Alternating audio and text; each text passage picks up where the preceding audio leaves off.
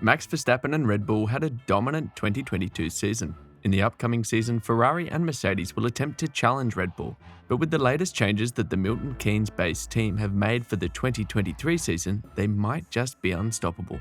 What are these changes? Stay tuned to find out.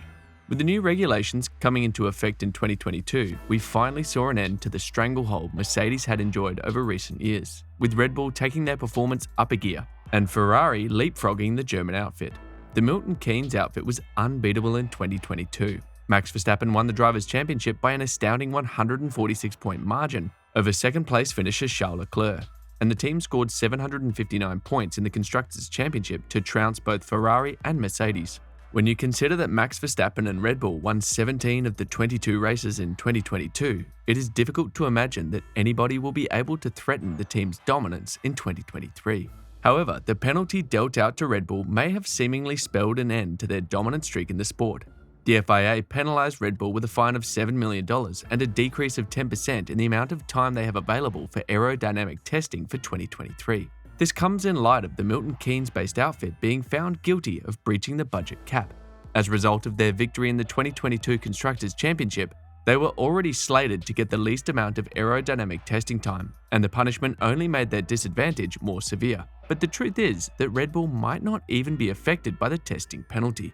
Max Verstappen believes that the penalty in terms of wind tunnel time at Red Bull Racing will actually provide additional motivation. According to the two-time world champion, a good car can be built even with less time in that wind tunnel. Verstappen said, "It will affect us, but how much, I don't know yet. But I'm confident that the team and the people we have can use that as extra motivation to try and do even better." Red Bull are not exactly going into 2023 on the back foot, and according to Helmut Marko, the RB19 is already set to offer Red Bull a strong base to build from, which would mean the main concern for Red Bull is efficiency, with what they do test and how they make it work on the car. The RB18 evolved into a fantastic performer in every aspect. It is expected to continue in the same manner in 2023. Because of its predecessor's success, the RB19, which is now in development, should be an even more formidable racing car. Marko said, "We are, of course, having a reduction of hours in the wind tunnel. That means we have to work very efficiently as a team. All the things we try out have to hit the mark immediately. But fortunately, the technical changes for next year are not that big. It means we have a good basic package. The team also stays together, and Max is still getting slightly better. As a result, we can go into the new season cautiously optimistic. We have a tradition at Red Bull that we don't really finish the car until the very last moment, but the concept of the car is already there. We can indeed build on a very successful 2022 car." You're enjoying this video, right? You definitely don't want to miss out on other amazing videos. So all you have to do is hit the subscription button. It's that easy. Thanks for doing that. Let's move on. When a car is decidedly dominant, there is an unwritten rule that succeeding cars will simply be an extension of the previous model, and that is what Red Bull will follow. But there are some changes to expect from the 2023 car. It has been rumored that Red Bull would run a lighter chassis in 2023.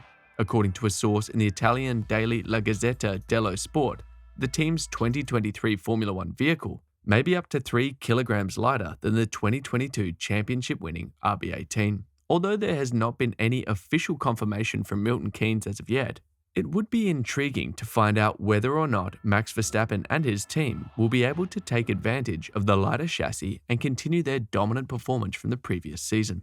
Red Bull were to introduce the lighter chassis in the last 6 races of 2022, but decided against it as Max Verstappen was well on his way to securing his second title in the sport.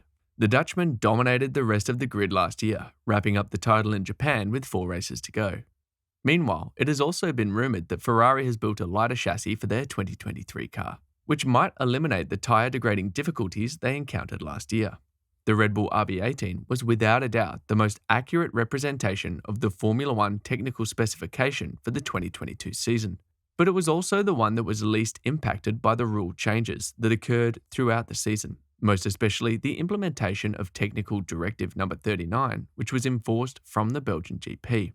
A clear feature of this car was the excellent control of the phenomenon of porpoising, also known as aerodynamic jolts, which had reappeared on F1 cars this season as a legacy of the ground effect single-seaters. The car was able to manage the effects that induced the jolts because of the aerodynamic characteristics, specifically the floor configuration of the RB18, along with the geometry and apparent simplicity of the front suspension. This practically neutralized any bouncing often seen on the Ferrari or Mercedes. The performance of the Honda RA622H power unit and the RB18 was based on the perfect integration of aerodynamic performance and vehicle dynamics.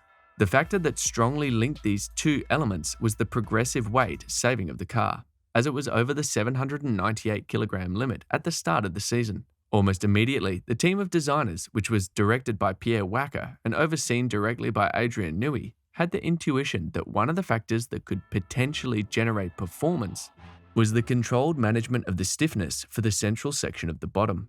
While it was extremely important that the lateral peripheral sections did not undergo any deformation, this stopped the floor from generating an aerodynamic block with the very low ride heights, nor did it induce the breaking of the structure of the airflow under the car, which would have increased the porpoising. Over the course of 2022, the team has placed emphasis on weight reduction and the progressive updating of the floor. It is useful to know that no less than 16 versions of the floor were produced, clearly not all distinguishable by visible details. The information collected throughout the season, even in the case of little positive feedback, such as that of the debut of the floor introduced at Silverstone, enabled the technical office to lay the foundations of the RB19 while maintaining the same priorities that had characterized the development of the RB18. At the heart of the RB19 project is the overall lightening of the car to immediately reach the minimum regulatory weight. The chassis in the lower rear part will be shaped to allow for the partial housing of the cooling system. While maintaining a strong family feeling with the previous car, this year's Challenger has followed two guidelines that will characterize its profound renewal.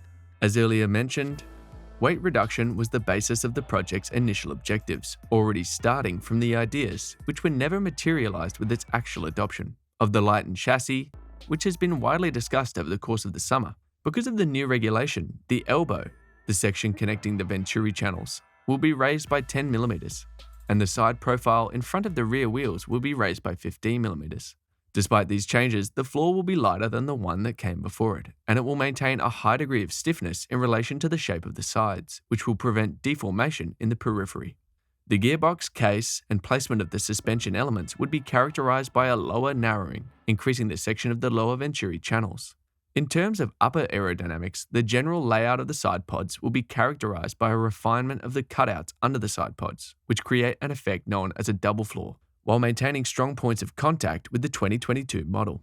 At the bottom of the side pods, there will be an extension that extends in the direction of the rear of these cutouts. In terms of its outward look, the RB19 should not surprise in terms of shape, with the RB18 construction solutions and vehicle dynamics remaining similar, but they will make a very profound evolution. It will be easy to spot the difference between the side view of the 2023 single-seater and the one that came before it. The squared inlets on the side pods will continue to have their signature shape, which is a lower lip that forms the upper border of the underside of the side pod channel. The floor, much as it was on the RB18, serves as the foundation for the RB19's aerodynamic philosophy. The regions that require the most attention are the central area and the elbow of the diffuser.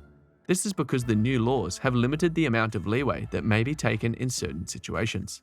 According to rumors, engineers have found a way to keep the weight of this component lower than the 2022 car. Do you see Red Bull continuing their dominance in 2023? Let me know what you think in the comments section below. That will be all for today's video. Thanks for staying tuned. Please don't forget to hit the subscribe button and notification bell so that you can always get to watch more amazing videos like this. See you in the next video.